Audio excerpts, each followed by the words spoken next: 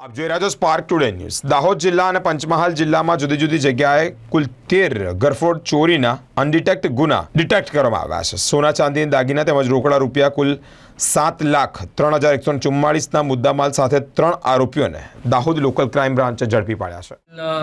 એલસીબીની team જેને મિલકત સંબંધી ગુનાઓ ડિટેક્ટ કરવા માટેની જવાબદારી સોંપવામાં આવેલી છે।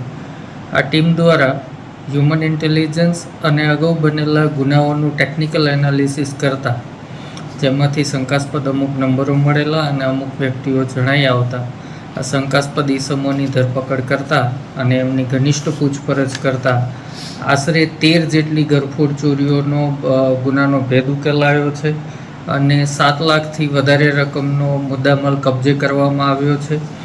આરોપીઓના નામ જોઈએ તો મનુ મડિયા પલાસ જે માતવાનો રહેવાસી છે, રમસુ કાળિયા એ પણ માતવાનો છે અને કેશુ ધના એ વજેલાવ ગામનો રહેવાસી છે। જે ગુનાઓ ડિટેક્ટ થયા છે એમાં લીમખેડામાં જે બનાવ બન્યો હતો કે રોડ અકસ્માતમાં એક જ પરિવારના 5 વ્યક્તિઓ રાજસ્થાનમાં મરણ ગયેલા અને એમની રાજસ્થાન અંતિમ વિધિ ચાલતી હતી એ દરમિયાન જે ગરફોડ ચોરી થઈ હતી એ ગરફોડ ચોરી, લીમખેડાની બીજી એક ગરફોડ ચોરી, પંચમહાલ જિલ્લાની 3 ગરફોડ ચોરી, દાહોદ રૂરલ, રણધીકપુર,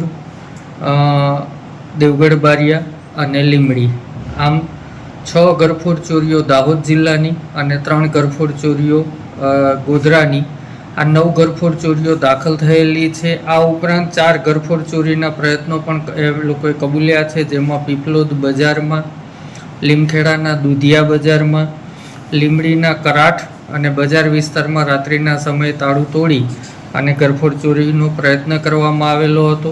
આરોપીના ગુનાહિત ઇતિહાસની વાત કરીએ તો મનુ મડિયા પલાસ જે છે એ અગાઉ 7 ગુનામાં પકડાયેલો હતો। એણે છેલ્લો કરેલો ગુનો 2019માં દાખલ થયેલો હતો।